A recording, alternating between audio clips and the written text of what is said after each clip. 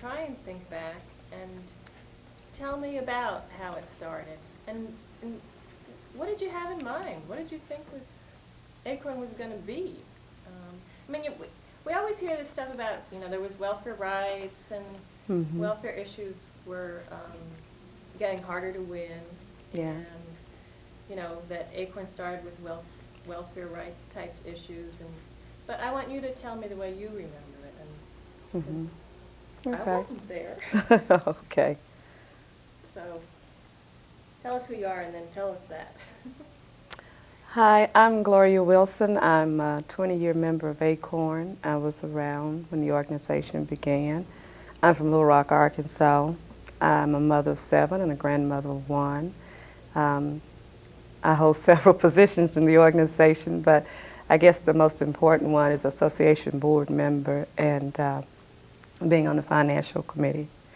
I don't know. I'm here today because this is my organization and I'm concerned about what's going on in the world, and I love what I do. Think back. Put on your thinking back cap and think about what it was like in 1970, Little Rock, Arkansas, June, they tell me. Of course, I wasn't there. Yeah. And this new organization was born. How did it happen? Well, it did. It all started from welfare rights. I was first a member of welfare rights, and that's because at the time I was a single mother, had 3 children from a previous marriage, and I got sick, and I couldn't work, so I eventually got on welfare, and that's how I got hooked up with welfare rights. But knowing that that was not something I was going to do for the rest of my life, it was not something that I could be involved in. And Wade was on staff with welfare rights when he first came to Arkansas. And some people wanted to experiment with, low and moderate income people who were not on welfare and who did not have the benefits that welfare mothers had, such as health care, good insurance, those things. So everybody always asked me about the big split. It was a big split when we did. Split from welfare rights and become ACORN. And back in 1970, that was totally unheard of. A group of black and white, low and moderate income people who were proud. And we were poor, but we were proud. All of us were working, or trying to work. And so it was just it was a different concept. It had never been done before, especially not in the South. So it was, I don't know, it was like something just grabbed you and it pulled you away. I mean, it was... What were some of the first actions that you can remember? The first action that I think we did was an action on the welfare department. And I honestly cannot remember if we were still a part of welfare rights or if we were ACORN. But I believe we were a part of welfare rights, and what we did, we went down to the welfare department to demand equal rights. And at the time, I was so distraught with what was going on in my life, trying to get help to get back into the workforce, and it was just almost impossible. And the funny thing is that at the time, there was very little respect for welfare rights anywhere.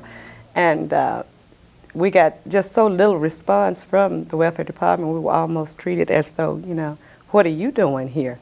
And on the way back from the action, I was just so enraged. And everybody was sitting around on the bus, well, we lost this one. And I stood up on the bus and I said, I don't know about you all, but I'm not going to take this. I am not going to sit and let them take my rights from me. I'm going to stand up and demand what I want. And that's going on and on and on. And before I had become a welfare rights member, I had joined one of these, because in the 60s and 70s there were so many coalitions, so many organizations that have long since gone. And I had joined this one and I thought they're great. And I told them, if I were you, I would come and join. And I don't even remember the name of it. And Wade looked at me. And I mean, it was like, should we kill her or help organize her? But as time went on, I grew to love the organization.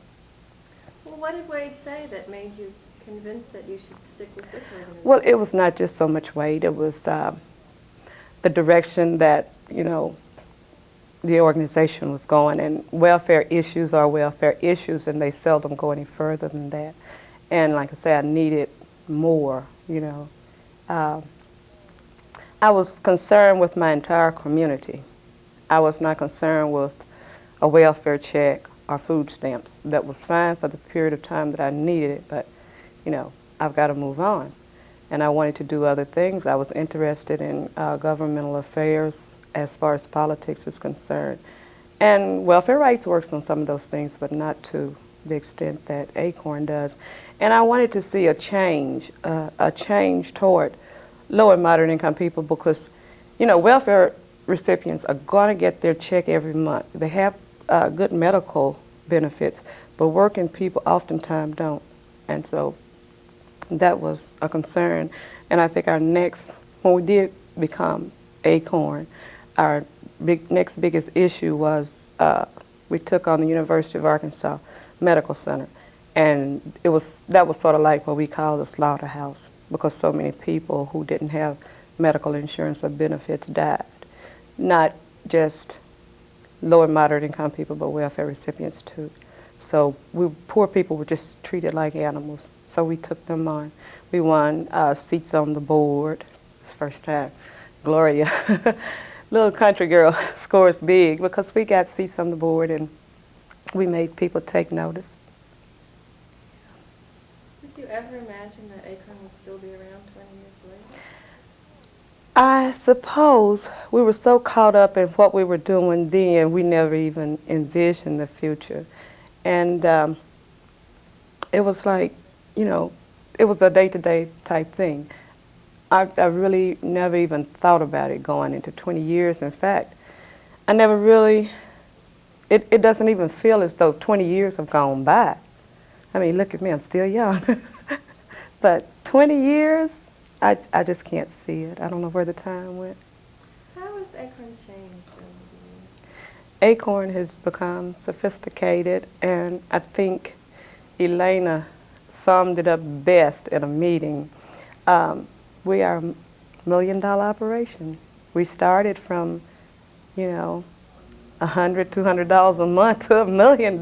So I think the size of it has changed. I think the attitude, certainly in Arkansas, we don't have as many problems as some other states do getting media. We don't have many problems getting attention from city and state officials because, you know, they know that we will be right there.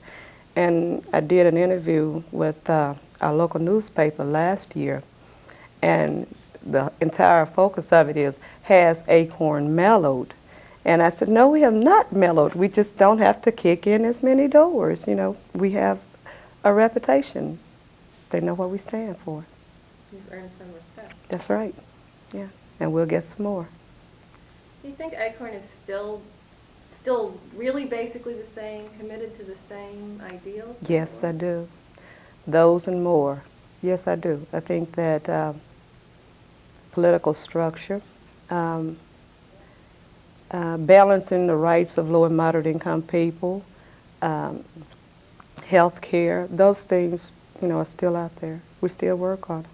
And yet we still have that same local group structure, and I love the local group structure. I love my local group more than I do. Yet I respect the position that I'm on as far as national is concerned, but I love my local group structure. Why? That's where I obtain my power. That's where I obtain who I am. That's how I can walk through the streets and they say, that's Gloria Wilson. You got a problem, ask her. And even if I can't solve it, I know who to go to. And all the members, you know, the leaders have built that power base, and we know what we want. We know how to go about getting it. We're educating our people on a local level, so just one or two people won't ever run anything. But all of our members know what to do. And I like that, because, you know, the president runs the country, but very seldom do we get to go in and see him. But we can see our president. Tape.